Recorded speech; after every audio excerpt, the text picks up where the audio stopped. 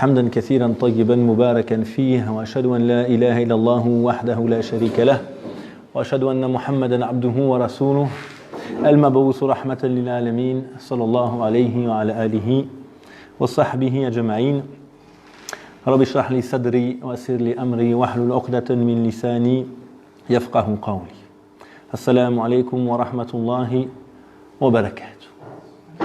Donc bienvenue à toutes et à tous pour cette conférence mensuelle. La thématique qui est proposée ce soir, c'est l'islam, un message libérateur. On va donc essayer modestement, pendant cette petite heure avant le débat, de réfléchir à cette question du lien entre la religion et la liberté. Très fréquemment d'ailleurs, on oppose un peu les deux. Et dans la tête de nombreux jeunes, musulmans ou non d'ailleurs, la religion est souvent vue comme une prison. On ne peut rien faire. Et dans notre communauté, parfois, il y a une certaine vision où on a un mot qui arrive toujours à la bouche, c'est haram, l'interdiction. Et donc, pour certains jeunes, on se dit, vivre sa religion est quasiment impossible. Donc, souvent, on revient vers celle-ci vers 40 ans, 50 ans, parce qu'il y a un tel décalage, parfois, entre le discours proposé et la réalité vécue par les individus musulmans. Alors, est-ce que réellement il y a opposition entre les deux? Nous avons vécu également une histoire particulière, évidemment, en Europe, où la religion, pendant très longtemps, a été le soutien de la tyrannie, des monarchies. Et donc, quand on s'est libéré de ces monarchies, de ces dictatures, on s'est également libéré petit à petit du joug de l'Église dans nos sociétés. Et donc, dans la tête de beaucoup encore, il y a ce slogan « interdit d'interdire », une liberté conçue comme absolue. Et nous allons réfléchir donc ensemble, est-ce que réellement la religion de manière générale, et l'islam en particulier, à travers le discours coranique et le modèle prophétique, est-elle réellement une religion qui asservit, qui limite la liberté des individus, ou au contraire, est-elle plutôt ce message émancipateur, libérateur, qui permet à l'individu de mieux vivre au quotidien? Et premier petit arrêt dans le Coran, quand on lit ce livre et que l'on aborde le modèle des prophètes. Chacun d'entre vous, lorsqu'il lit le Coran, qu'est-ce qu'il constate? Que parmi les sujets principaux du Coran, il y a les récits des messagers. Et qui sont ces prophètes? Vous, quand vous lisez le Coran, par exemple, comment est-ce qu'on voit ces prophètes? Sont-ils des personnes enfermées dans une mosquée, une église, un temple, qui passent leur journée à prier, déconnectés du monde? Ou sont-ils des gens, finalement, qui sont venus avec autre chose que cela? Qu'en pensez-vous?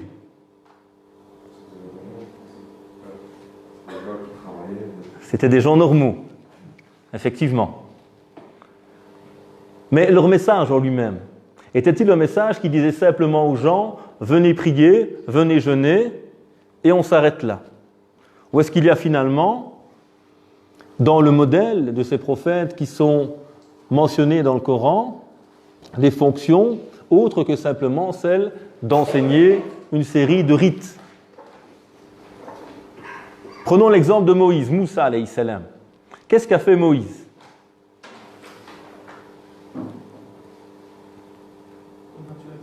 Il a combattu la tyrannie, il a libéré un peuple qui était asservi par l'archétype dans le Coran du tyran, qui est Pharaon, et Moïse, Moussa, alayhi salam, est venu libérer un peuple de la tyrannie. Voici un prophète qui n'est pas venu simplement apprendre à son peuple prier, jeûner et patienter, même si ça peut faire partie évidemment de cette éducation, et c'est souvent la première étape, mais il y a également tout un volet sociétal dans le modèle de ces prophètes, dans la réforme, dans le changement de la société. Si on prend Jésus, Isa alayhi salam, qu'est-ce qu'il a notamment effectué comme bouleversement, oui? Il s'est surtout attaqué à cette classe religieuse du judaïsme qui restait enfermée dans leur synagogue et sans clercé. Voilà, c'était surtout ça. Alors il est rentré vers le peuple en disant que ce n'est pas ça le judaïsme. Ok, donc il est venu finalement redonner à la religion ou au message divin cette vocation à être au service du peuple, libérer celui-ci parfois du joug, des carcans qu'ont pu établir les hommes de religion. Si on revient à Mohammed alayhi salatu wassalam, qu'est-ce qu'il fit également dans son message?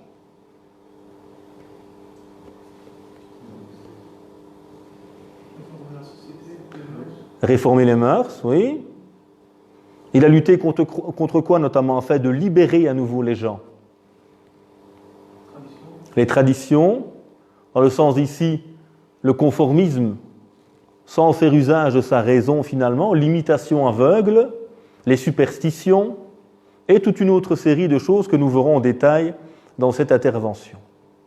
Donc quand on revient au modèle des prophètes, alayhim salam, qu'est-ce qu'on constate chez ceux-ci? Que ce sont toujours des gens impliqués dans leur société et qui viennent au service de la libération des cœurs et des esprits. C'est une des fonctions premières. Alors parfois, on a aussi une conception de la liberté qui peut être erronée. Pour certains, la liberté, c'est faire ce que je veux. Ne plus avoir de limites. On n'a pas le droit de dire non. Est-ce que c'est réellement une liberté? Quand j'éduque mon enfant, par exemple, sans limite, qu'est-ce que je vais produire?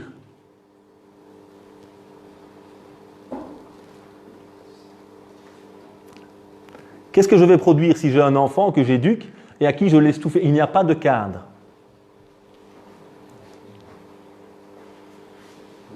Vous n'avez pas d'enfant ici? Oui?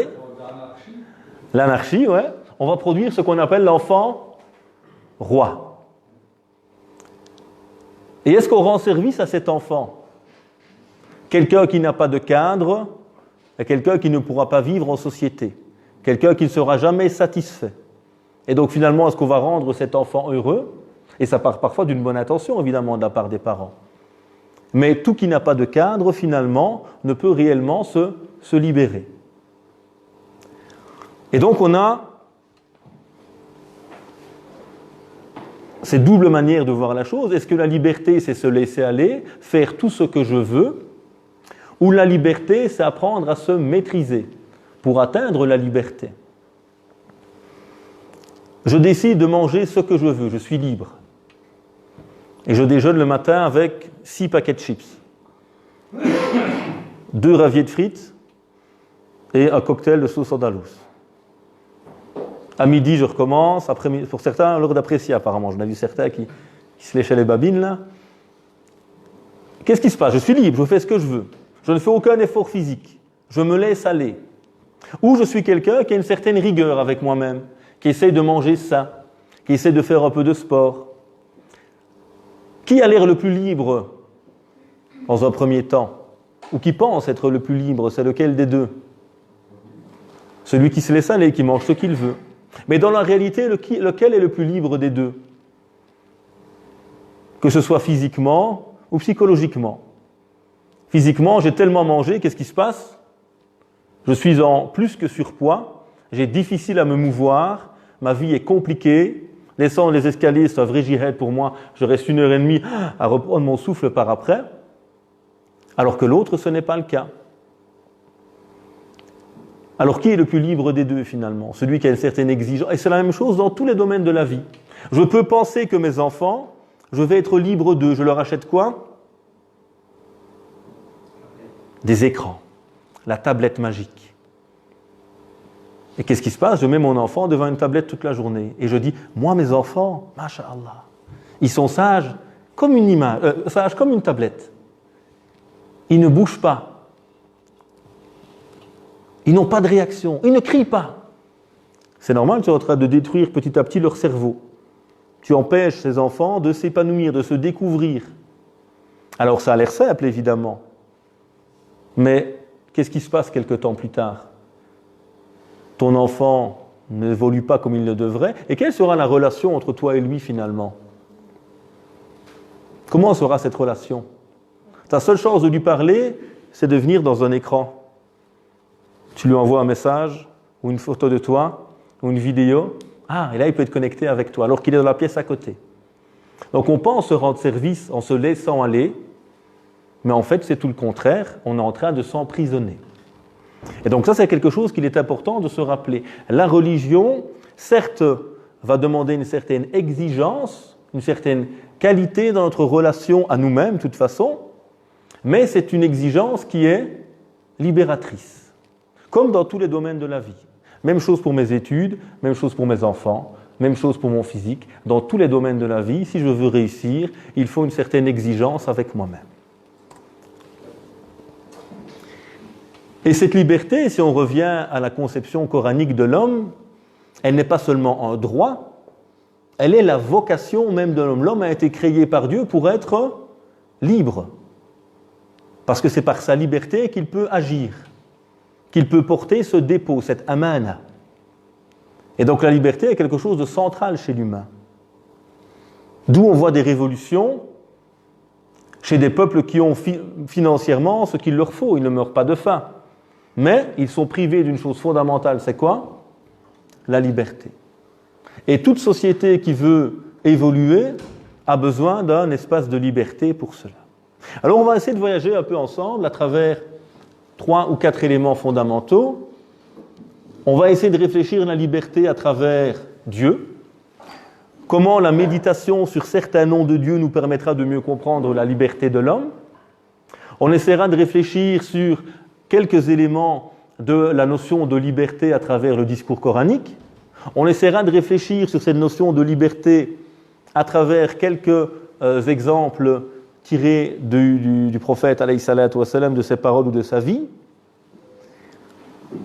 Et puis on essaiera de réfléchir alors comment proposer aujourd'hui une éducation qui est émancipatrice, qui permet justement à l'être humain de concrétiser ces buts fondamentaux que l'islam a établis.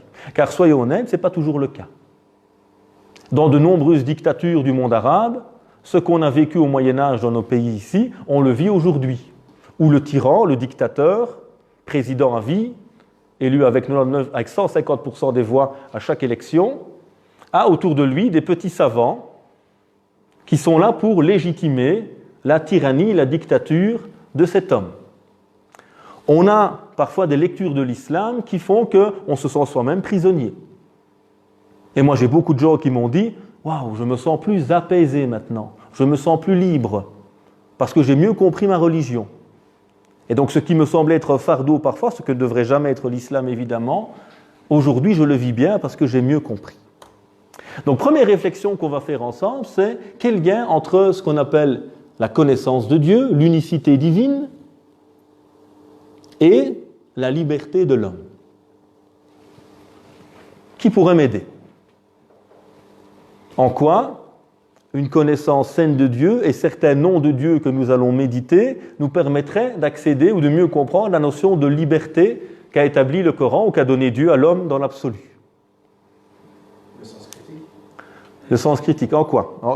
À quel nom de Dieu tu peux relier cela? Et ça, c'est la science la plus importante pour tous les musulmans.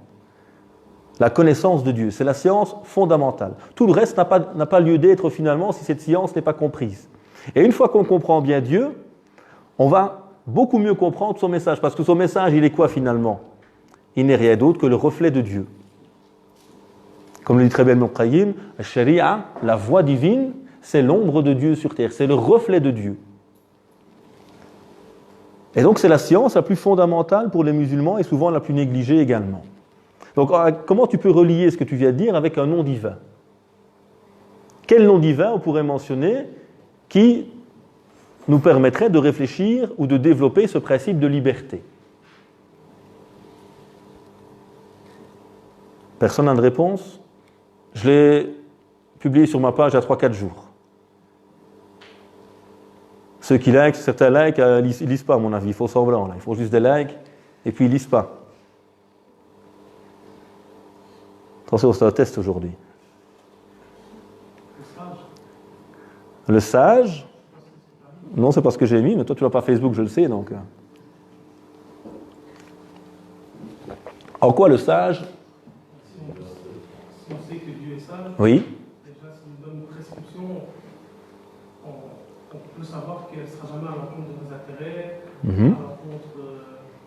Ok, donc dans notre compréhension du message, ça nous donnera une certaine liberté, autonomie, puisque toute lecture du message qui est contraire à la sagesse divine, qui est absurde, à un moment, elle ne fonctionne pas. Même s'il y a 20 000 chers derrière, avec toute la tenue et tout le machin qui va avec, qui me le disent. Pourquoi ? Parce qu'à un moment, ce qui est contraire au bon sens, à la logique, à la raison saine, ne peut pas faire partie du message divin. Par exemple, bonne réflexion. J'en ai choisi quelques-uns, à nouveau on pourra en choisir plus évidemment. Dieu, il est le Très-Haut, l'A'la. Et c'est le seul qui est au-dessus finalement des créatures. En dehors de lui, c'est l'égalité entre tous les êtres humains. Que disait Pharaon ? Ana rabbukumul a'la. Moi, je suis votre Seigneur, le Très-Haut. Il cherchait à servir les gens, à se prendre pour quelqu'un de supérieur aux autres. Le diable disait « Qala ana khayrun minhu » moi je suis meilleur que lui. L'orgueil. Quand on est avec Dieu et qu'on se rappelle qu'il est le seul à être supérieur finalement, on se rappelle cette notion fondamentale qu'a évoqué le prophète alayhi salatu wa salam, « Inna rabbakum wahad wa inna abakum wahad » Votre Seigneur est unique, votre Père est unique. Il rappelle cette égalité finalement qui existe entre tous les hommes. Et donc qui a cette conscience réellement de qui est Dieu, ne peut jamais se laisser asservir par autrui.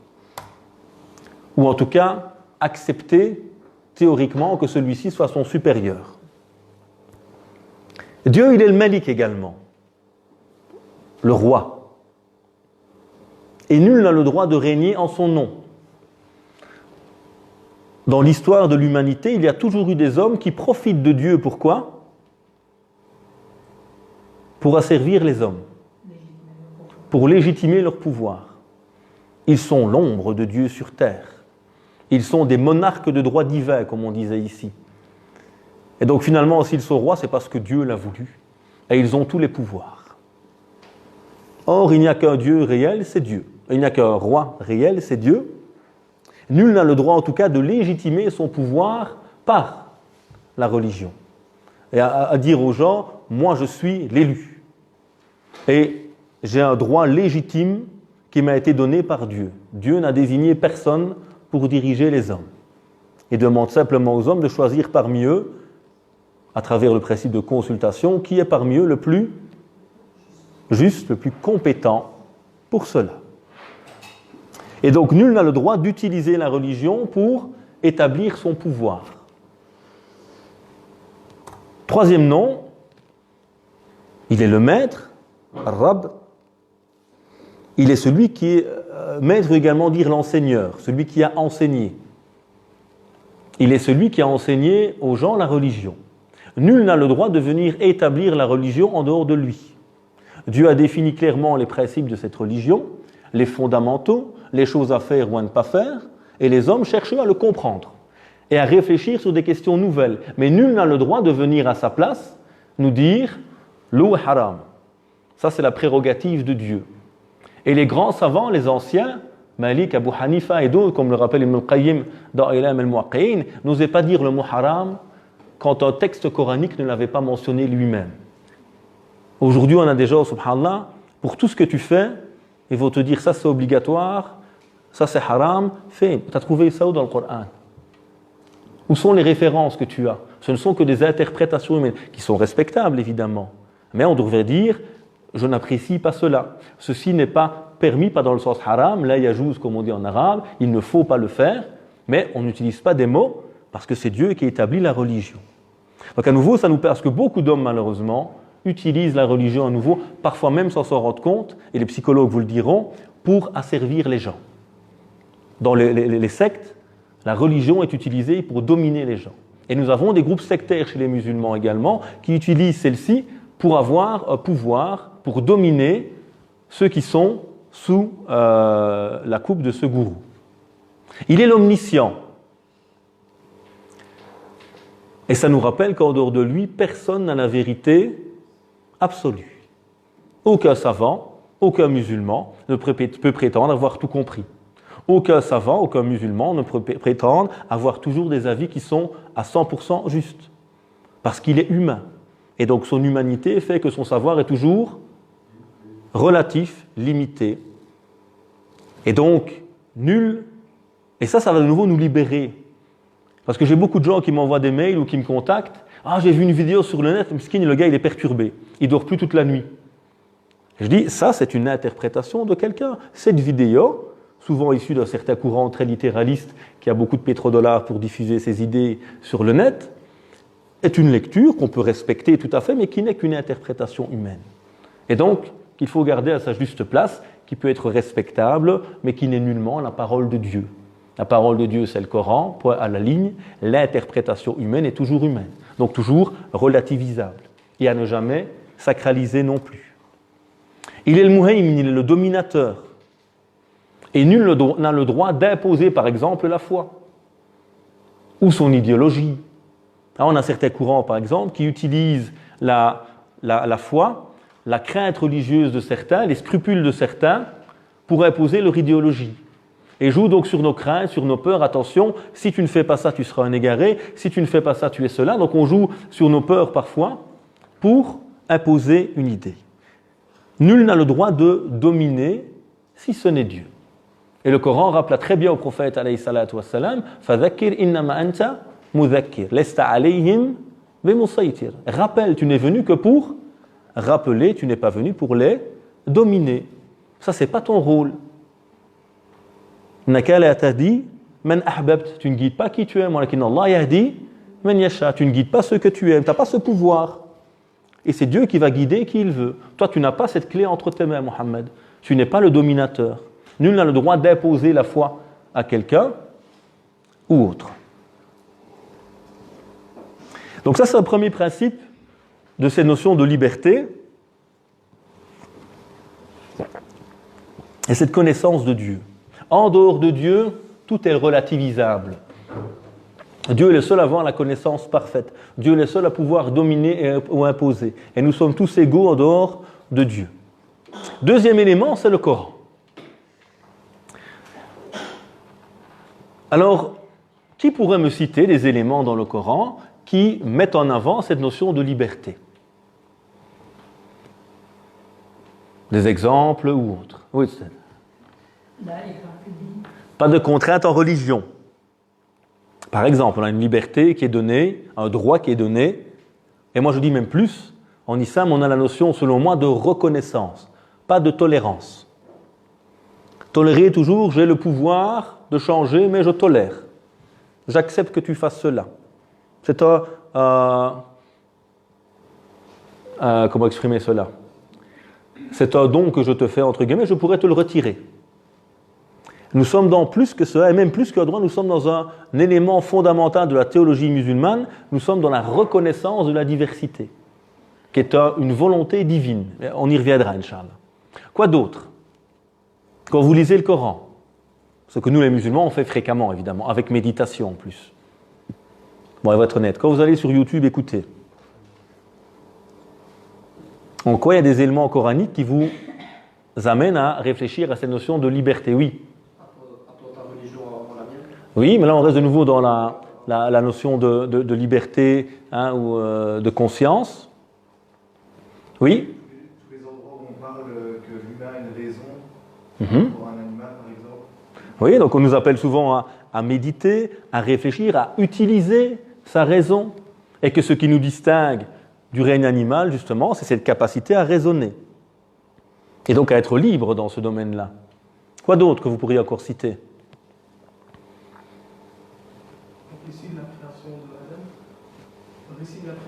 Oui, le récit de la création d'Adam, et alors? On montre que, contrairement au reste de l'univers, l'homme est libre, il fait des choix, contrairement aux anges aussi. Donc au niveau ontologique, l'homme est libre. On voit que les anges, par exemple, n'ont pas cette capacité à faire ce qu'ils veulent. L'homme a reçu ce don fondamental de Dieu. On a dit que c'est la vocation même de l'homme d'être libre et d'agir et d'être le représentant, le khalifa de Dieu sur terre. Très bien, on va un petit peu aborder quelques éléments rapidement ensemble. Vous l'avez cité, d'abord cette liberté de conviction. Le Coran rappelle cet élément fondamental et qui est un peu plus logique, comment pourrait-on imposer la foi? Même à nos enfants. J'ai des parents qui sont perturbés, parfois ils me disent « Oui, j'ai peur pour mon enfant, tatati tata ». Dans tous les cas, on ne peut rien faire. La foi ne va jamais s'imposer. On donne des outils, on plante une petite graine, on accompagne avec amour, on fait découvrir la religion, mais dans tous les cas, jamais on ne peut contrôler le cœur de quelqu'un. Nos enfants ne nous appartiennent pas. On fait tout pour qu'ils grandissent et on fait tout pour qu'ils soient un peu l'idéal que nous voudrions, soyons honnêtes, mais dans tous les cas, c'est eux qui feront leur choix. Donc la foi ne peut jamais. Et quand elle s'impose, la foi, qu'est-ce que cela crée? Qu'est-ce qui se passe dans certains pays du monde musulman où on impose l'islam aux gens de force? Le rejet, s'éloigner, l'hypocrisie, frustration. Et même ici, certains foyers que j'ai connus, où les parents ont obligé leurs enfants à être des musulmans selon leur vision à eux, sans aucune éducation, pédagogie, souvent, les enfants ont rejeté totalement le message par après. Donc là, Ikra Fidin, on a dit, celui qui veut peut croire, celui qui veut peut ne pas croire. Il y a cette liberté qui est donnée à l'être humain, elle est fondamentale, puisque la foi est toujours quelque chose qui part du cœur. Alors le Coran également vient toujours critiquer les polythéistes, pas pour leur paganisme, mais avant tout pour une chose fondamentale, ils refusent de quoi? De réfléchir. Ils refusent Hasbuna ma wajadna alayhi aba'ana. Nous, ça nous suffit, ce sur quoi nous avons trouvé nos ancêtres. On ne va pas nous faire d'efforts de réflexion. Et c'est pourquoi l'islam interdit l'alcool également, parce qu'il empêche, il obstrue un moment la raison. On va lutter contre les superstitions. Donc tout ce qui peut à un moment être un frein à la liberté de l'intelligence de la raison humaine, l'islam va l'éloigner, va l'écarter.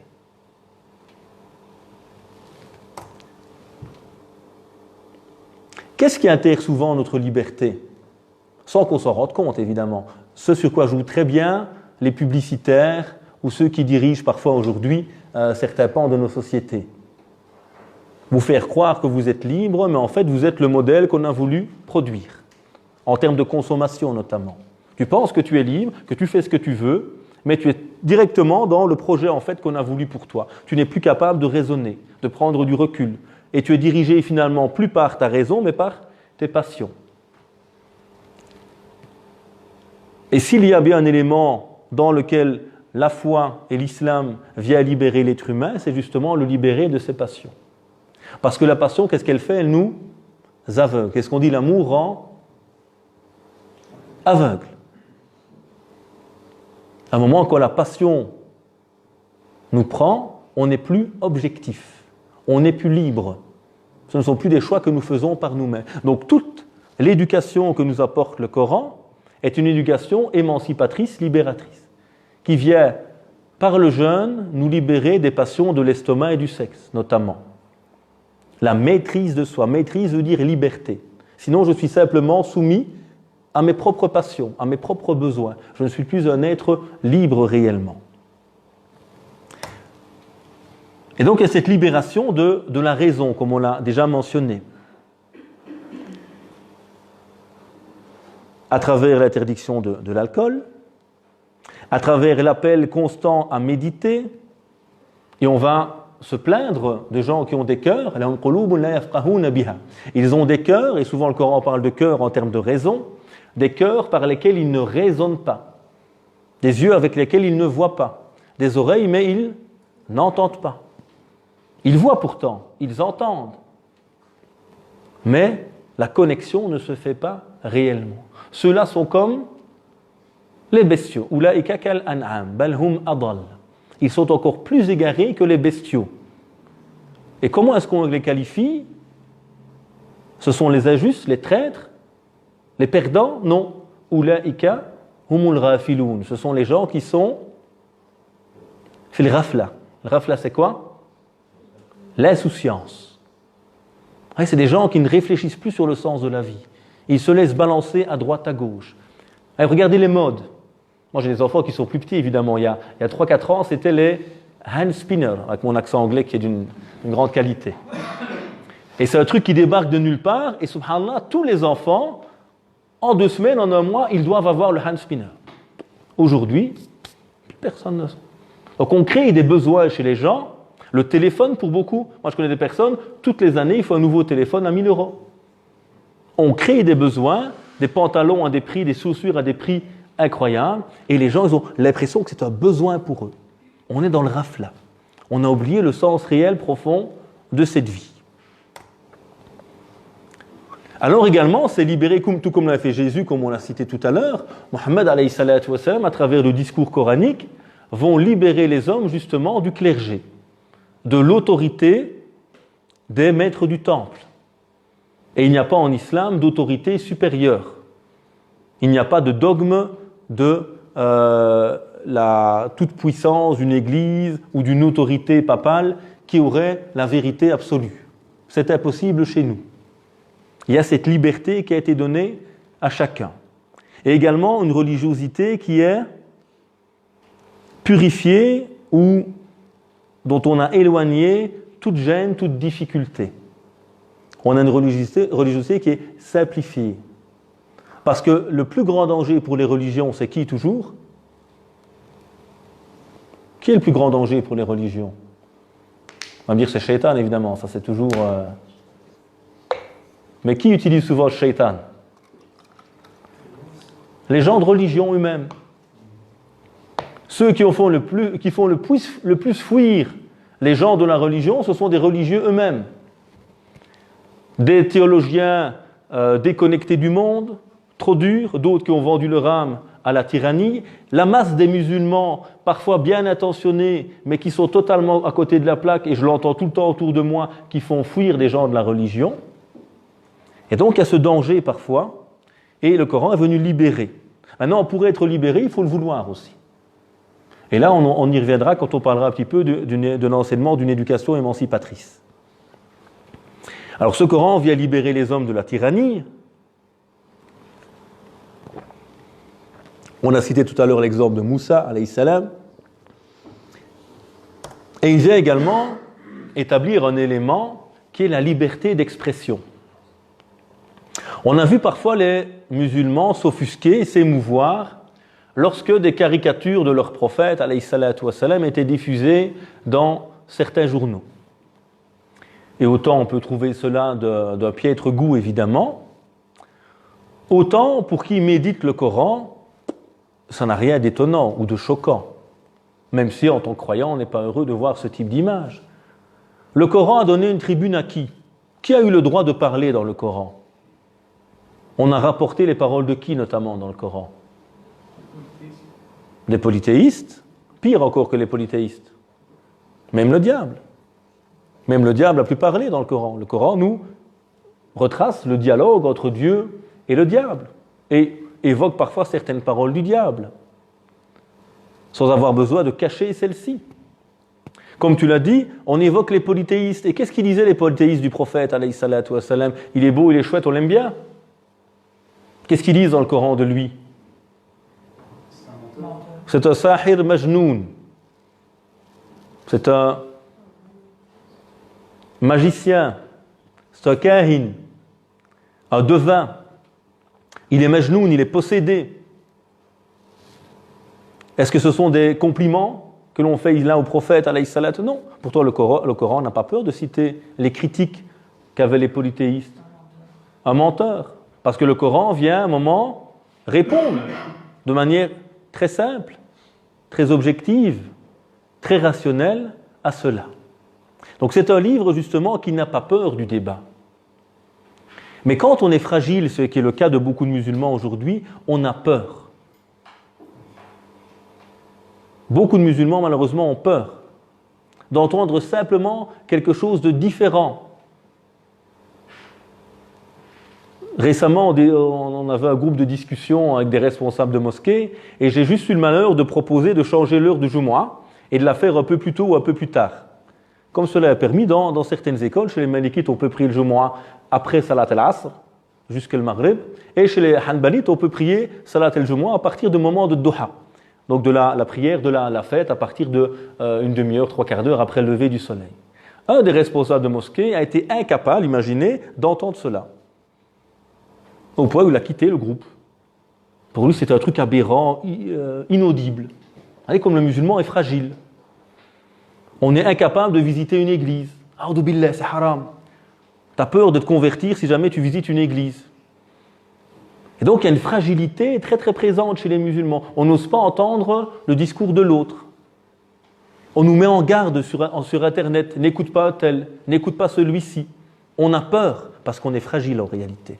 Parce que cette éducation coranique, malheureusement, est rarement la nôtre. Donc le Coran est avant tout un message de libération qui établit la liberté de conviction, la liberté de parole, la liberté de tout individu, etc., à travers notamment la libération de la raison et des cœurs. Voyons quelques exemples pratiques du prophète, alayhi salatu wassalam, qui va mettre en avant cette notion de liberté. D'abord, comme on a déjà cité tout à l'heure, le prophète, il est venu pourquoi ? Rappeler. Il vient juste rappeler aux gens, c'est tout. Il n'est jamais venu est-ce que c'est toi, Mohammed, qui va obliger les gens à croire ? C'est pas ton rôle, c'est pas ta fonction. Et si Dieu l'avait voulu, tout le monde serait croyant. Mais Dieu a voulu que les gens soient libres. Et donc il y aura toujours des voies et des chemins différents qui seront empruntés par les hommes. Il a établi un principe important, c'est shura. Et consulte-les dans tes affaires. Le prophète est un prophète, oui ou non ? Il était aimé. Malgré cela, il n'a jamais imposé ses opinions aux gens. Et qu'est-ce qu'on voit quand on prend le temps d'étudier et de lire un peu sa vie ? Qu'est-ce qu'ils font les compagnons avec le prophète, alayhi salatu wassalam, quand ils ne sont pas d'accord avec lui et que ce n'est pas une révélation ? C'est-à-dire que c'est l'avis du prophète. Qu'est-ce qu'ils font ? Ils débattent. Ils proposent d'autres solutions. Ils disent parfois, ton opinion n'est pas bon. Et des fois, ils lui posent la question au prophète, ça vient de Dieu ou c'est ton avis ? C'est mon avis. Ben, je ne veux pas. Donc on voit que le prophète ne s'offusque jamais. Parce qu'il n'est pas venu pour asservir les hommes. Et quand c'est mon opinion à moi en tant que prophète, je suis qu'un homme finalement. Par contre, quand j'ai la révélation, ça c'est le message qui vient de Dieu. Et donc il va toujours consulter ses compagnons et établir ce principe important justement où chacun a le droit de dire son avis. Et où souvent le prophète délaisse son opinion pour l'opinion de la communauté. Quand il n'y a pas de révélation, évidemment, dans ce cadre-là. Alors il est quelqu'un également qui a encouragé la liberté de penser. Il dit par exemple, si quelqu'un fait un effort d'interprétation, إذا اجتهد الحاكم, et qu'il a raison, فأصاب فله أجران, il aura alors 2 récompenses. Et si quelqu'un fait un ijtihad, un effort d'interprétation, et qu'il se trompe, il aura une récompense. Il rappelle ici un principe fondamental, toute personne compétente et capable de réfléchir dans son domaine, qu'il réfléchisse, qu'il propose des choses, et qu'il sache qu'auprès de Dieu, il est toujours récompensé pour son effort. Et que si en plus il trouve une bonne réponse, il aura une double récompense. Aujourd'hui, on a des gens qui ont peur de dire leur opinion, parce qu'ils se font attaquer autour d'eux. Parce qu'on a une communauté, je vous dis, un peu malade, fragile. Et dès que quelqu'un dit quelque chose qu'on n'a pas entendu, « A'udhu billah, c'est quoi ça ? Il va changer la religion. » Alors que c'est des paroles écrites depuis peut-être des milliers d'années, en tout cas des centaines d'années, dans les livres de droit musulman. Mais nous sommes ignorants souvent de ces réalités. Donc le prophète encourage les gens à réfléchir. Et il encourage à la pluralité. Parfois, il envoie ses compagnons. Un jour, il envoie ceux-ci à Beni Qurayda. C'est une tribu juive dans la périphérie médinoise. Et il leur dit, ne priez pas Salat al-Asr tant que vous n'êtes pas chez Beni Qurayda. Les compagnons avancent et ils ont tardé. Ils n'arriveront pas chez Beni Qurayda avant l'Asr. L'Asr est déjà rentré. Et on avance. On est bientôt à la prière de Maghrib, du coucher de soleil. Et là, les compagnons débattent. Certains disent, on va prier. D'autres disent, le prophète a dit, on ne prie pas. Tant qu'on n'est pas là-bas, nous, on ne prie pas. Les premiers disent, mais ce n'est pas ça que le prophète a voulu dire. Parce que le Coran nous a toujours appris à prier à l'heure. Parce que le prophète nous a toujours appris à prier à l'heure. Il serait illogique qu'aujourd'hui, spécialement, il nous dit aujourd'hui, les gars, vous priez plus à l'heure. Bref, tout le monde se respecte, un groupe prie, un groupe ne prie pas. Quand ils reviennent chez le prophète, alayhi salatu wassalam, il lui expose ce qui s'est passé. Et le prophète ne fait de reproches ni à l'un ni à l'autre. Il légitime la légitime pluralité d'interprétation et de pensée au sein de la communauté. Et ça existera toujours. N'importe quelle question pratique qui se pose à vous, vous aurez toujours des manières différentes de voir la chose, de la comprendre. Et donc il a encouragé et légitimé cette pluralité au sein de la communauté, qui n'est jamais un mal, sauf pour ceux malheureusement qui sont limités ou fanatiques et qui voudraient obliger tout le monde à penser comme eux. Le prophète nous dit également, alayhi salatu wassalam, parmi ses paroles qu'on rapporte de lui, Sayyidu Shuhada Hamza. Le maître des martyrs, c'est Hamza. Et un homme qui s'est levé devant un tyran. Il lui a recommandé le bien et réprouvé le mal. Et ce tyran l'a tué. Donc il rappelle ici un des principes fondamentaux que les prophètes ont mis en avant. Toute la vie des prophètes, c'est ça. C'est se lever pour la justice. C'est être ces personnes qui cherchaient à réformer la société, à libérer les peuples. Et il nous rappelle que dans sa communauté à lui, le plus grand des martyrs, ça avait été Hamza. Et après Hamza, c'est un homme qui se lève devant la tyrannie et qui essaie de la dénoncer. Et qui, pour ses bonnes paroles, malheureusement, est tué par ce tyran. Et le prophète va même libérer le culte. En islam, on n'a pas besoin d'imam pour prier. S'il n'y a pas d'imam, on peut prier sans lui. En islam, on n'a pas besoin de mosquée pour prier. On peut prier où on veut. Et le prophète nous rappelle, alayhi salatu wassalam, parmi les singuliers, les particularités qu'il a reçues, on a établi pour moi la terre comme lieu de prière et moyen de purification. Le musulman peut prier où il veut. Bien sûr, la mosquée est importante parce qu'elle nous rassemble, parce qu'elle permet de créer du lien, etc. entre nous. Mais s'il n'y a pas de mosquée, je ne vais pas rester sans prier. Je prierai chez moi, je prierai en chemin, etc. S'il n'y a pas d'imam, quelqu'un le remplace pour diriger la prière. Donc on a un culte qui a été libéré également parfois des astreintes qui pouvaient exister dans d'autres manières de voir la religion. Et dernier principe important, qui est un principe coranique, c'est le fait que le Coran est le dernier prophète. On le sait tous, nous, en tant que musulmans. Dans notre croyance, il n'y a pas de prophète après Mohammed alayhi salatu wassalam. Mais très peu s'interrogent sur le sens de cela. Qu'est-ce que ça veut dire ? Ça veut dire que jusqu'à la fin des temps pour nous, il n'y aura plus de prophètes. Donc plus de nouvelles révélations. Donc les hommes sont livrés à qui ? À eux-mêmes.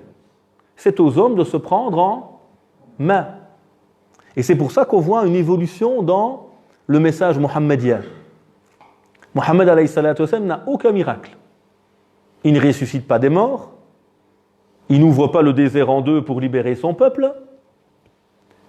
Le miracle de Mohammed sallallahu alayhi wa sallam, c'est quoi ? C'est le Coran. Et surtout, l'impact de ce Coran sur les êtres humains. Ça, c'est le grand miracle de Mohammed sallallahu alayhi wa sallam. Et donc, et on voit jamais, il ne reçoit la victoire ou il est soutenu par des miracles. Et les miracles qu'on lui attribue, notamment le fameux voyage nocturne, a plus fait fuir les gens de la religion qu'il les a ramenés dedans. Donc, cette notion de clôture de la révélation veut dire, maintenant à vous de vous prendre en main. Dieu ne va plus intervenir directement, si ce n'est par sa guidance, sa bénédiction. Mais il n'y aura plus comme Moïse, Dieu qui vient, hop, libérer le peuple de Pharaon. À vous d'être les acteurs. À vous d'être ceux qui allez vous émanciper, vous libérer par ce message pour être ces acteurs du changement et de la réforme. Et malheureusement, qu'est-ce qu'on a fait nous avec le temps, avec toute une série de superstitions et de croyances déformées qu'on a eues? Regardez les musulmans, en tout cas dans certaines régions du monde, on a la culture du « c'est pas moi ». Je suis irresponsable. C'est le méchant djinn, c'est le méchant sorcier, c'est le méchant autre, c'est jamais moi. À chaque fois que les gens viennent me trouver, c'est pas notre faute, au divorce, mais on s'est fait ensorceler en fait. On a trouvé du sel devant la maison. Ils ne savent pas qu'en hiver, chez nous, on met toujours du sel devant les routes. Et donc, parfois, j'ai des couples qui viennent, ils me disent des trucs, oui, on est ensorcelés, ça fait des mois que ça ne va plus. Et quand tu creuses un peu, mais ça fait des mois que monsieur ne travaille plus, que monsieur est toute la journée à la maison et qui malheureusement est retombé dans certaines mauvaises habitudes, ben voilà la réalité, il n'y a pas de sorcellerie là-dedans. Mais on a toujours tendance, nous malheureusement, à se déresponsabiliser, alors que le Coran était tout le contraire, un livre qui est venu dire aux hommes, prenez votre destin en main, vous êtes la clé du changement. Alors ce sont trois donc premières réflexions, et puis on va clôturer par le dernier point, avant d'ouvrir le débat. Donc trois éléments essentiels pour moi qui sont, un, la croyance en un Dieu unique, qui nous rappelle que tous les êtres humains sont égaux, que nul n'a le droit de dominer, encore moins en son nom. On a vu tous ces principes coraniques de liberté de conscience, de liberté d'expression, de liberté des peuples et de ces prophètes qui ont toujours été ces hommes au service de l'émancipation de leur peuple et qui n'ont jamais essayé de s'imposer d'ailleurs d'eux-mêmes, ils ne viennent que rappeler. Et puis on a vu comment ici le prophète également, alayhi salatu wassalam, dans son quotidien, a essayé justement de préparer les gens à se prendre en main, à réfléchir par eux-mêmes, à comprendre qu'il y aurait toujours de la pluralité et de la diversité.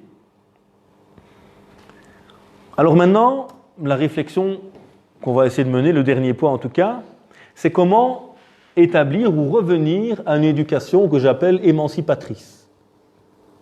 J'étais à Bruxelles il y a 2-3 jours, je passe à la librairie et je trouve dans celle-ci un bouquin, enfin si on peut appeler ça un bouquin, un ensemble de feuilles reliées.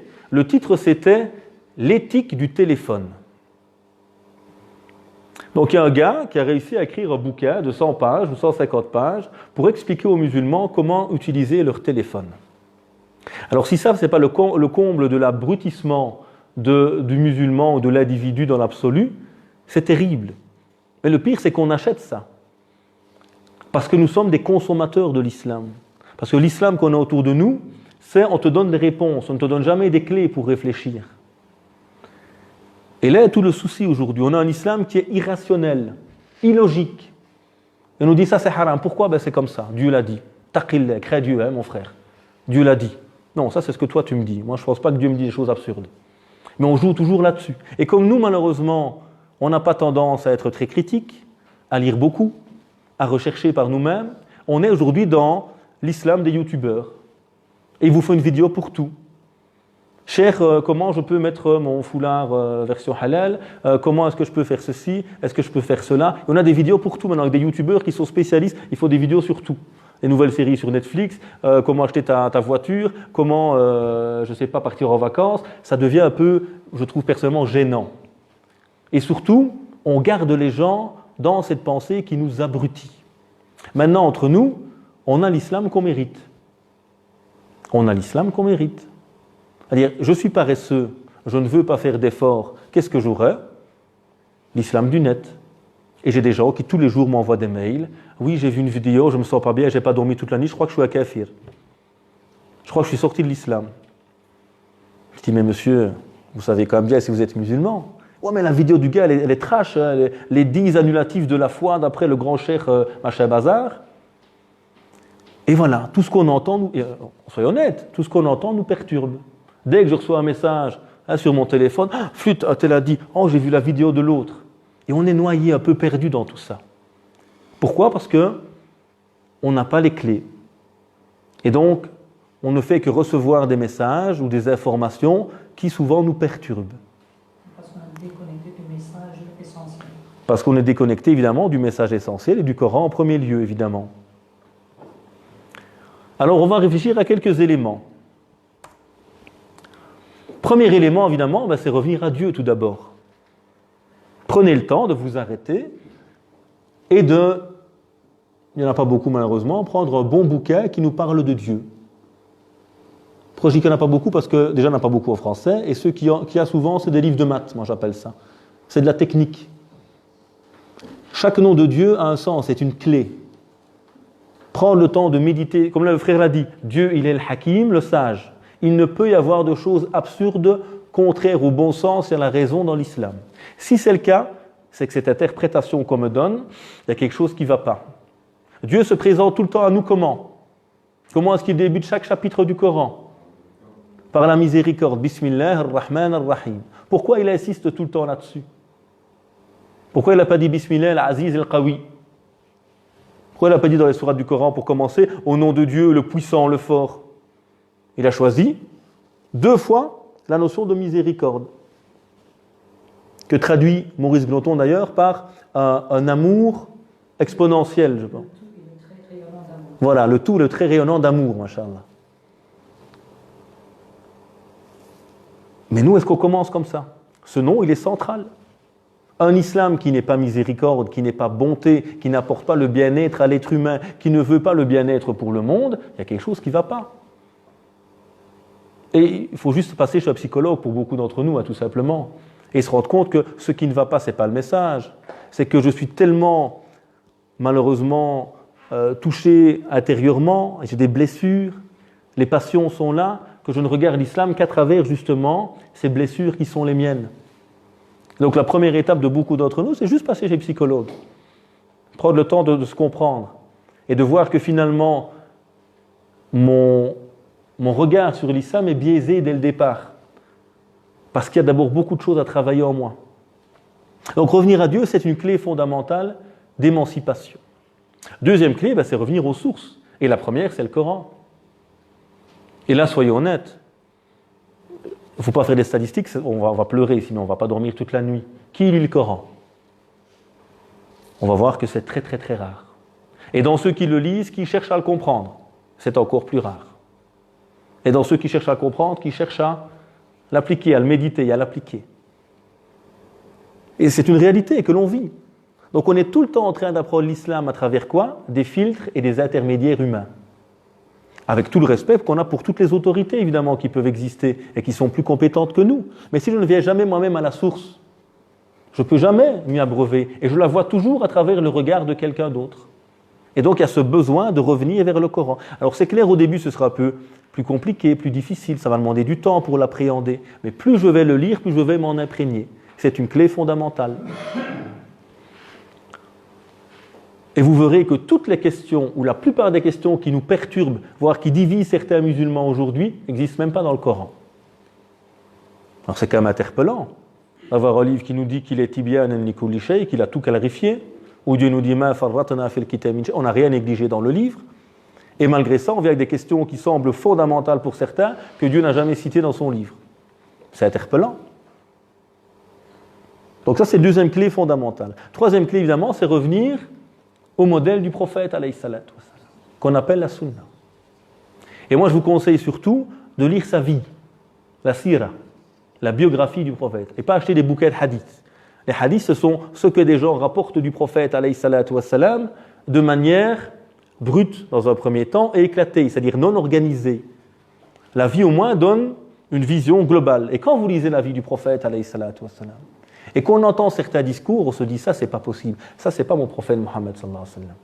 C'est pas celui que j'ai lu moi, c'est pas celui que j'ai connu, que j'ai aimé. Et c'est pas d'ailleurs quand je vous entends le prophète qu'on aurait pu aimer tout simplement. Pourquoi ces gens ont été prêts à donner tout pour cet homme? Parce qu'il était un homme d'une grandeur, d'une qualité morale notamment, comme le rappelle le Coran, et qu'il était un modèle, et donc il est important de revenir également vers sa vie. À nouveau, lisez sa vie. Il y a plein de biographies qui existent, de la plus courte à la plus longue. Vous remarquerez à nouveau que beaucoup des questions qu'on se pose, beaucoup de choses qu'on attribue au prophète sallallahu alayhi wa sallam, n'y sont pas mentionnées spécialement. On ne peut pas dire qu'il ne les a pas dites, mais en tout cas elles ne sont pas fondamentales, ça c'est sûr. Première clé. Deuxième clé, c'est se rappeler que ce message, il vient concrétiser quoi? Dieu envoie un message pourquoi aux êtres humains? Comme ça, s'ennuyer, Dieu il s'est dit, bon allez les gars, on va vous demander de vous prosterner 5 fois par jour, et pendant le ramadan, vous n'allez pas manger. Ça vous apprendra à être musulman. C'est ça? Donc, quelles sont les finalités et les buts?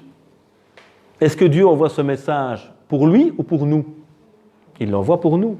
Mais nous, on a compris que c'était pour lui. La voix de Dieu, elle est à notre service. Elle vient pour les humains. Dieu n'a pas besoin de nous. Il est le Rani. Il se passe de tout. Il n'a pas besoin qu'on prie, il n'a pas besoin qu'on jeûne. Tout cela, ça fait partie de cette exigence dans l'éducation qui permet l'émancipation et la liberté de l'homme. Donc il y a des finalités dans ce message. Et quand on arrive à les comprendre, on retrouve la cohérence. Et vous allez voir que plein de choses qui vous perturbent, mais c'est ça en fait la finalité. Et donc ça, c'était le moyen à l'époque du prophète sallallahu alayhi wa sallam, ça n'a plus de sens aujourd'hui. Parce que ce qui compte, c'est être fidèle à l'esprit, évidemment, et pas toujours au moyen qui a pu être utilisé. Deuxième élément important par rapport à cela, c'est les valeurs. Dans le Coran, on a plein de valeurs fondamentales, et qui sont en fait le cœur du message. Qui peut me donner quelques valeurs de l'islam, par exemple? La justice. La justice. Comment quelqu'un qui croit à un Dieu qui est juste, Inna Allah ya'muru bil adl, et qui ordonne aux gens d'être justes, peut croire que la tyrannie est légitime, même s'il y a 20 000 savants qui viennent nous raconter n'importe quoi à côté? C'est impossible. On ne peut faire gober ça à qui? Qu'à des gens qui ne connaissent pas Dieu et qui ne connaissent pas leurs livres. Alors on détourne quelques textes à droite à gauche pour légitimer cela. Quoi d'autre comme valeur fondamentale? La miséricorde. On revient à la première. Il y a des gens qui me posent la question, est-ce qu'on peut tromper son patron? C'est halal ou pas de tricher au boulot? Est-ce qu'une religion dont une des valeurs fondamentales est l'adl, la justice, peut accepter cela? Pas besoin de fatwa, je n'ai pas besoin de cheikh pour ces questions-là. Je triche? Tu triches, mon frère. Arrête de me sortir des excuses. Est-ce qu'on peut tricher à l'examen? Ce n'est pas le cours de religion, ça va. Juste au cours de religion, on ne peut pas parce que Dieu nous voit. Et donc il y a ce souci parfois. On a dit quelle autre valeur vous avez citée? La miséricorde, la sincérité, ce n'est pas vraiment une valeur. La miséricorde, la paix. Dieu est de la paix. Et donc une religion qui ne m'apporte pas la paix, il y a quelque chose qui ne va pas. Moi je vois des gens, ils ne sont pas sereins, ils ne sont pas bien dans leur peau. Est-ce que c'est vraiment l'islam en tant que tel? Peut-être quelque chose qui ne va pas, j'ai peut-être mal compris. Donc ce sont des valeurs. Et comment est-ce qu'on peut avoir un discours musulman qui appelle à la haine? Ce n'est pas en phase avec qui est Dieu, as-salam, c'est son nom. L'équilibre. Tawazun, l'équilibre. Une religion, une lecture qui est déséquilibrée ne peut pas être en phase. Et quand on a ces valeurs claires dans notre tête et la connaissance de Dieu, vous allez voir que déjà ça, c'est une deuxième clé de libération. Et plein de choses qu'on nous raconte à droite et à gauche n'ont plus de cohérence pour nous, ne peuvent plus nous impacter, parce que ça, c'est injuste. Ça ne peut pas être l'islam, même si un cheikh l'a dit. Et n'oubliez pas que beaucoup d'avis qu'on vous sort ont été écrits ou dits pour d'autres époques. Et donc ce qui, moi, me semblait juste aujourd'hui, était peut-être juste à cette époque-là, évidemment. Mais celui qui s'est exprimé par rapport à sa réalité, évidemment. Troisième clé importante, c'est que l'islam doit toujours être l'équilibre, justement, entre deux notions fondamentales. Le cœur, c'est le moteur. C'est le siège de la foi. S'il n'y a pas de foi, tout est lourd, tout est dur. Elle est le moteur. Mais le danger de l'amour, parfois, et du cœur, c'est quoi? C'est qu'on oublie la raison. Et donc, on est mu par cet amour. On voit ça avec beaucoup de jeunes quand ils reviennent à la religion. Ils sont tout motivés, le zèle du débutant, il veut tout changer, et il fait que des catastrophes. Et il n'oriente pas cette émotion par une raison qui permet justement de bien diriger cette force.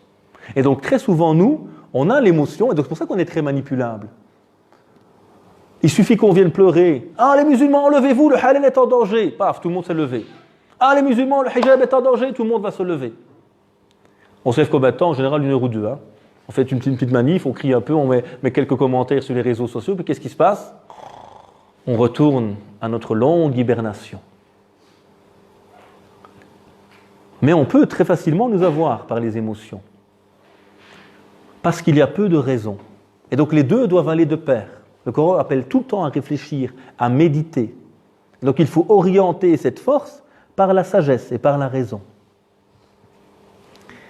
Quatrième clé, il n'y a pas de liberté sans exigence. Et ça, c'est dur pour nous les jeunes d'aujourd'hui. Bon, moi, je suis un peu moins jeune maintenant. On est dans une société où on a tout sur un plateau. C'est de plus en plus facile. On ne marche plus. Allez, même ceux qui marchaient, maintenant, ils ont une trottinette. Un vélo électrique. Tout est facilité. Je ne vais plus manger dehors, j'ai un livreur qui passe à la maison. Tout est facilité. Et donc, je fais de moins en moins d'efforts. Pourquoi vous croyez que nos familles ne tiennent plus? Pourquoi il y a autant de divorces chez les musulmans, chez les jeunes musulmans, pour être plus précis? Notamment parce qu'on a très dur à mordre sur sa chic, à faire un peu des efforts, à aller contre soi. On veut tout de suite. Et dès que ça ne va plus, on veut cliquer, zapper, next, on change. Et donc l'islam est également, à travers cette éducation, une clé pour nous permettre de nous développer. Mais il n'y a pas de développement sans exigence. Ni intellectuel, ni physique, ni familial, comme on l'a cité tout à l'heure. Donc là aussi, il faut se rendre compte. Tu veux être libre, fais un effort. Tu veux pas, fais ce que tu veux, tu es libre. Mais assume. Nous partons en Angleterre tous les 2, tous les 3, tous les 10. Vous êtes intelligent, qu'est-ce que vous allez faire? Vous préparez, étudiez l'anglais, voir comment est-ce qu'on fait en Angleterre, notamment au niveau du code de la route, savoir qu'il faut rouler à gauche et pas à droite. Moi pas, je suis paresseux, je suis libre, je fais ce que je veux. J'arrive en Angleterre, qu'est-ce qui se passe? Alhamdoulilah, je ne roule pas en voiture, donc je ne ferai pas d'accident de voiture au moins, peut-être à vélo. Je me trouve du mauvais côté. Est-ce que je suis libre en Angleterre? Je suis tout le temps handicapé. Je dois tout le temps aller chez quelqu'un pour qu'il me traduise. Par contre, celui qui s'est préparé, c'est celui qui est le plus libre. Donc toute cette éducation que l'islam nous donne est une clé justement d'émancipation, de libération, mais à nous de savoir ce qu'on veut. Alors également, rappelez cet élément, l'islam est la religion de la fitra. La fitra, c'est quoi? C'est la prime nature, la bonne nature humaine. Rien dans ce message ne peut être contraire à la nature humaine. Dans ma nature, il est nécessaire d'avoir des loisirs. Je ne peux pas être tout le temps sérieux. Et tu as des gens, quand tu les entends, tout est haram. Le théâtre, c'est haram. La musique, c'est haram. Le cinéma, c'est haram. Sourire, c'est haram. Sauf le foot, ça c'est jamais haram. C'est ceux en général qui mettent tout haram. Ça, le foot, ils aiment bien. Et le Coca-Cola. Mais est-ce que moi, en tant qu'être humain, je n'ai pas des besoins? C'est naturel. C'est naturel d'avoir ce genre de besoin. Donc jamais l'islam ne peut l'interdire. Par contre, l'islam est une religion qui éduque. Donc avoir des loisirs, c'est pas n'importe quoi. C'est pas regarder des films X. C'est pas passer mon temps à me moquer des gens. Donc il y a un équilibre à avoir et des valeurs évidemment qui orientent. Mais c'est la prime nature. L'être humain, il est comme ça, il a besoin de se reposer, de se détendre. Et le bon sens. Tout ce qui est illogique, irrationnel ne peut pas être l'islam. Combien d'interdits qu'on vous raconte, que vous entendez, posez-vous la question, qu'est-ce que je fais de mal? En quoi ce que vous me sortez là, c'est haram? Alors que Dieu nous dit, Dieu nous dit que le prophète est venu rendre permis les bonnes choses et interdite les impures. Donc quand je vois un truc, il n'y a rien de mal là-dedans, quelque chose qui m'interpelle. Pourquoi est-ce que ce serait interdit? Quelle raison, quelle logique elle a derrière? Et peut-être que le prophète, effectivement, a parfois interdit des choses qui étaient des khaba'ith à son époque, des choses mauvaises. Et vous savez qu'il y a des choses, comme on dit dans Usul al-Fiqh, qui sont haram li ghayrihi wa haram li dhati. Il y a des choses qui sont interdites pour elles-mêmes, qui sont nocives en elles-mêmes, et d'autres qui sont interdites parce qu'elles sont un symbole ou qu'elles représentent quelque chose de nocif. Si je lève mon majeur maintenant, je ne le ferai pas, et que je vous regarde, qu'est-ce que vous comprenez de moi? Que je suis votre pote? Que je vous respecte? Non. C'est un symbole qui pour nous est tout à fait négatif. Par contre, si je fais ça, vous serez plus souriant. Mais à nouveau, c'est des symboles qui pour nous veulent dire quelque chose. Peut-être que dans une société donnée, ce symbole est équivalent à lever le majeur. Est-ce que je peux le faire alors? Non. C'est le symbole qui est mauvais. Mais si le symbole n'a plus de sens. Et donc beaucoup de choses qu'on rapporte du prophète alayhi salatu wa sallam étaient des symboles de son époque. Des choses qui étaient mal vues dans la société de son époque. Mais qui n'ont plus de sens peut-être aujourd'hui. Donc il faut toujours réfléchir également sur ces questions. Alors je ne dis pas que nous allons nous-mêmes tout inventer et réinventer. Tout ce que je vous dis juste, c'est qu'à un moment, soyez capable d'avoir un peu d'esprit critique, de prendre un peu de recul et d'arrêter de tout gober sans faire un peu d'effort. Alors comme on a dit, point suivant, c'est éduquer par répéter. L'enseignement islamique est malin depuis très longtemps. Notre éducation religieuse, familiale et dans les structures musulmanes en général se limite à de la répétition. On vous donne des infos, vous les répétez. C'est tout. On n'éduque pas les gens à réfléchir, à s'approprier le texte, coranique notamment. Et donc le danger, c'est quoi? C'est qu'on a simplement des gens qui répètent. Et qui sont incapables au moment de faire face à la situation nouvelle. Qu'ils sont incapables de réfléchir par eux-mêmes. Alors autant la transmission, la tradition sont importants évidemment, autant ils ne doivent pas annihiler la raison. Et une bonne éducation est celle qui permet aux gens de grandir. Hein, si je suis médecin et que je forme des étudiants et qu'ils savent juste répéter ce que moi j'ai fait, ils seront incapables d'être de vrais bons médecins. Ce sont simplement des pâles copies du professeur. Un bon médecin est quelqu'un qui sera capable de trouver des solutions, etc., d'avoir une capacité d'initiative également. Avant-dernier point, et puis on arrivera à la conclusion et au débat, être critique. Alors certains, malheureusement, vous font culpabiliser, ils vont vous dire « Taqillah, mon frère, tu critiques la religion. » Non, je ne critique pas la religion, je critique ce que tu as compris de la religion. Ce n'est pas du tout la même chose. Donc, si j'ai un verset du Coran et que moi je l'ai compris de manière A et toi de manière B, tu n'es pas Dieu, tu n'es pas le prophète. Ta compréhension, ou la compréhension du savant que tu suis si c'est le cas, est une compréhension humaine relative, critiquable. Et critiquer ton interprétation n'est pas critiquer le texte. Donc ça aussi, on doit être capable d'être critique. Et on l'est, subhanallah, dans tous les domaines. Vous achetez une maison, vous allez faire quoi? Première annonce qui vient, vous l'achetez? Non. Vous allez faire des recherches, comparer les prix, analyser. Et ainsi dans tous les domaines de la vie. Et la religion devrait faire la même chose. Je ne vous parle pas de critiquer la religion, je vous parle de critiquer les interprétations qu'on peut faire de celle-ci. Et c'est tout à fait différent. Deuxième élément lié à cela, c'est relativiser. La vie d'un savant, quel qu'il soit, d'un professeur, quel que soit l'amour que on a des fois des gens qu'on aime beaucoup, qu'on estime. C'est mon professeur, il m'a appris plein de choses, je le respecte beaucoup, mais il ne reste qu'un humain. Et un vrai bon professeur d'ailleurs, c'est qui? C'est celui qui vous apprend à le critiquer et à être autonome. Pas celui qui vous interdit justement de faire cela. Ça, c'est un piètre professeur, c'est un gourou.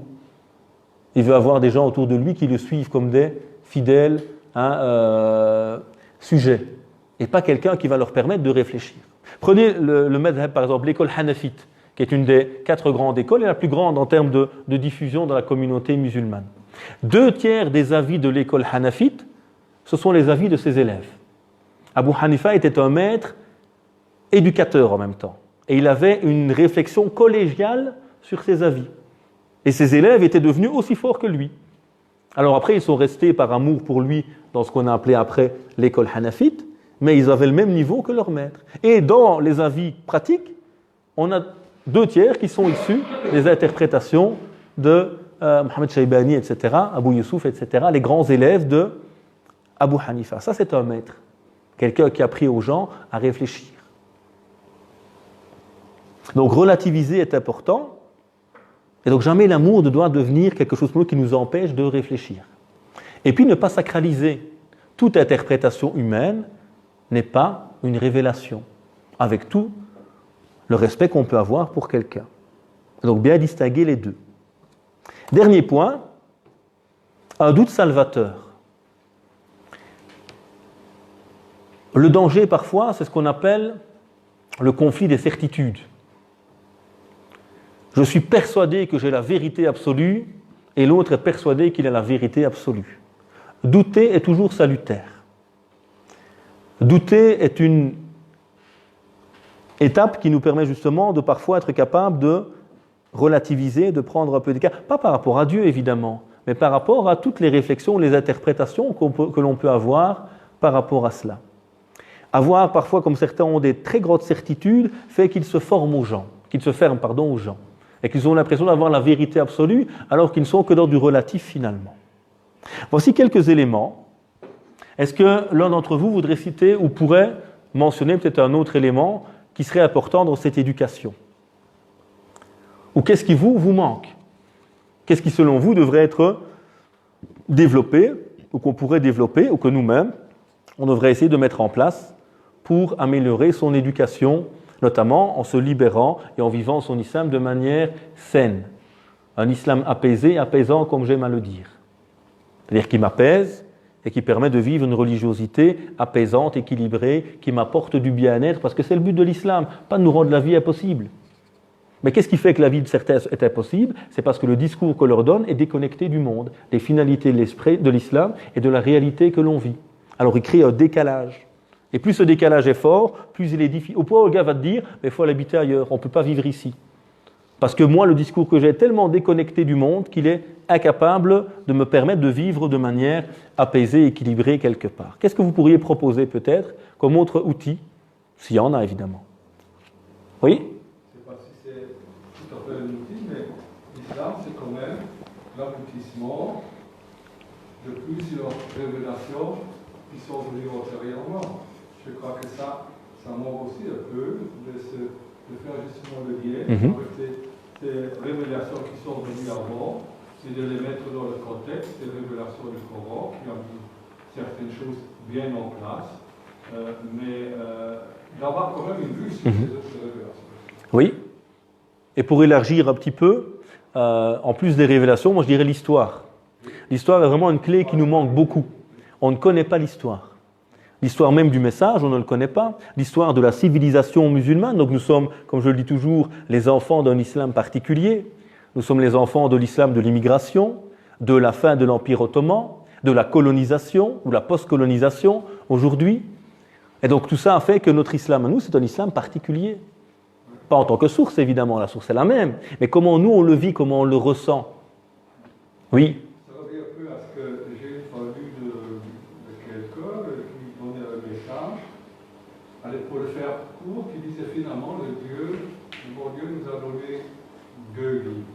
Le Coran, qu'on connaît, et le deuxième livre, c'est ce que vous voyez tout le temps, c'est le monde qui est autour de vous, avec tout ce qui se passe, toutes ces créations de Dieu. Oui. Donc ça aussi peut-être ça revient un peu de l'histoire, mais aussi de l'histoire contemporaine, comment fonctionne. Ce qu'on appelle le livre déployé. Le livre déployé, donc là, le monde, Dieu n'est pas muet. Son livre ne contient pas toutes ses paroles, comme le Coran le dit lui-même. Et Dieu parle sans arrêt à travers sa création. Et il nous demande de nous découvrir intérieurement, etc. Donc l'histoire est effectivement une des clés qui est importante. Et je pense que bien comprendre l'histoire permet de découvrir beaucoup, beaucoup de choses. Et faire de la sociologie et l'anthropologie, ce sont des outils importants. Et même comprendre la réalité du moment du message, par exemple. Le Coran, il ne descend pas dans l'absolu. Le Coran, il ne vient pas parler comme ça à des gens qui n'avaient rien avant. Il vient parler à des gens qui avaient déjà toute une série d'interprétations, de conceptions du monde, un système qui gérait ce monde, etc. Et ça change beaucoup, beaucoup de choses. Je donne juste un petit exemple, une minute. Souvent, on reproche aux musulmans l'islam, il est pour la polygamie, etc., blablabla. Quand le Coran vient et est révélé, la polygamie est un fait universel. Dans tout le monde, les hommes ont plusieurs femmes en général. Et les Arabes avaient droit à autant de femmes qu'ils le voulaient. Femmes qui étaient plus souvent des propriétés que réellement des épouses légales ou légitimes, avec leurs droits, etc. Quand le Coran vient, il est devant une société où cette polygamie est répandue. Que fait le Coran? Il va, dans un cas d'ailleurs bien précis, on parle des orphelins et de ne pas être injuste vis-à-vis d'eux, donc ce n'est même pas un verset dans l'absolu si on veut être objectif. On nous dit, vous pouvez en épouser 2, 3 ou 4. Mais on nous met en garde contre quoi? Contre l'injustice. Et puis, in fine, qu'est-ce qu'on nous dit? Vous ne pourrez jamais être juste. Donc, est-ce que le Coran est venu légitimer ou établir la polygamie? Pas du tout, elle existait auparavant et de manière totalement dissolue, sans aucune règle. Le Coran est venu mettre de l'éthique dans tout cela et orienter, comme le dit Al-Fassi, le grand savant marocain, vers ce qu'il appelait lui le principe recteur, l'idéal qui était recherché par le Coran, mais pas toujours réalisable dans la société du moment de la révélation, c'était la monogamie. Donc quand on prend le contexte historique, on va voir que le Coran n'est pas venu du tout légitimer la polygamie, mais la restreindre et tendre vers l'idéal qui est la monogamie. Donc ça change, ça bouleverse fortement la compréhension qu'on peut avoir en imaginant que c'est l'islam qui est venu légitimer cela. Et c'est le cas dans plein de cas, dans plein de situations. L'esclavagisme était préexistant. L'islam parle toujours de fatahrir raqaba, libérer les esclaves. Mais le fait que le Coran parle de l'esclavagisme ne veut pas dire que le Coran l'a légitimé. C'est une réalité sociétale de l'époque. Le Coran vient réformer cette réalité sans l'abolir directement parce que ce n'est pas faisable dans l'époque, à la situation du moment. Mais le prophète, par exemple, dira « Les esclaves sont vos frères. Habillez-les comme vous vous habillez, nourrissez-les comme vous nourrissez. Ne les chargez pas trop, et si vous les chargez trop, portez avec eux. » Donc qu'est-ce qu'il fait? Il n'est pas capable de tout changer, ce n'est pas possible à ce moment-là. Il dit, c'est vos frères en humanité, ou dans la foi. Si vous pouvez, libérez-les. Et si vous n'avez pas les moyens, sachez qu'ils sont comme vous, avec les mêmes droits et devoirs que sont les vôtres. Donc ça, c'est toute la pédagogie coranique, mais parfois, malheureusement, on a des discours qui nous disent, voilà, l'islam, c'est ça. Daesh a réactualisé, par exemple, l'esclavagisme, au nom de l'islam, soi-disant. Donc, effectivement, l'histoire devrait être une des matières, et lisez l'histoire pour comprendre. Vous allez voir que beaucoup de choses qu'on vit aujourd'hui en tant que musulmans, si je ne comprends pas ce qui se passe avec notamment la fin de l'Empire ottoman, tout ce qui se trame autour, etc., toutes les frontières qui ont été créées par les colonisateurs à l'époque et qui jusqu'à aujourd'hui ont été la cause de Daesh, par exemple, notamment. Toutes ces injustices qui ont eu lieu dans l'ancien Empire ottoman à l'époque de sa chute, etc., jusqu'à aujourd'hui, on en paye les pots cassés. Et ce sont nos petits gamins, nos petits frères, nos petites sœurs ici, les gamins, qui sont partis à l'autre bout du monde, qui sont morts peut-être, à cause de toute une série de choses qui se sont passées. Mais si je ne les comprends pas, j'ai difficile à comprendre aujourd'hui peut-être ce que je vis. Donc l'histoire, effectivement, est une clé essentielle. Est-ce qu'il y a encore une dernière proposition d'éléments intéressants? Khayr. En conclusion, 3 éléments. 1. L'islam est une libération pour celui qui cherche à s'éduquer. Donc l'islam, ce n'est pas le génie dans la lampe. Islam, rends-moi riche et beau. Ça ne marche pas. Si tu veux avancer, si tu veux progresser, c'est toi qui es la clé du changement. C'est ça que le Coran t'a appris. Tu es le miracle. Tu es celui et celle qui a en lui tout le potentiel pour changer. Mais ça ne se passera que si tu as envie de changer et que tu fais l'effort. Deuxième petite conclusion, l'homme a été créé pour être libre, pour œuvrer sur terre. Et cette liberté, à nous de faire à nouveau, de choisir qu'est-ce qu'on va en faire. Est-ce que je vais utiliser mon temps en le perdant, en le tuant, comme on dit parfois, ou je vais utiliser mon temps à bon escient et faire de moi quelqu'un d'utile, qui va laisser une trace sur cette terre, comme le Coran nous appelle à le faire. Et dernier élément, donc, il y a cette nécessité d'une éducation émancipatrice. Et il n'y aura pas d'éducation sans effort. Lisez, cultivez-vous. Il est effrayant de voir qu'en termes de lecture, les musulmans sont parmi les pires. C'est triste. Et je le vois tout le temps autour de moi. Quand je pose la question aux jeunes qui sont là, tu lis quoi? Lire. C'est très rare. On a YouTube, évidemment, maintenant, qui remplace, soi-disant, la lecture. Donc, à nous de savoir et à nous d'avoir des outils. Donc, plutôt qu'acheter 15-20 bouquins d'avis pratiques, mettez ces bouquins de côté, achetez des bouquins qui vous permettent d'acquérir des clés. Il y a des bouquins qui sont formateurs. Quand tu lis ce bouquin, il te permet de grandir, d'acquérir des outils. Il y a d'autres bouquins, c'est que finalement, ce que j'appelle le prêt-à-penser. Qu'est-ce que tu dois faire ou pas faire? Il y a des bouquins qui te permettent de réfléchir et de grandir. Donc, essayez de donner du temps pour acquérir ce type de savoir. On clôture et puis on fait les questions, Inch'Allah Ta'ala. Puisse Dieu nous accorder un savoir utile qui sera une clé d'émancipation, nous permettra d'atteindre la sérénité. Subhanaka wa bihamdik, nashhadu an la ilaha illa ant, nastaghfiruka wa natubu ilayk. Subhana rabbika rabbil izzati amma yasifun wa salamun alal mursalin walhamdulillahi rabbil alamin.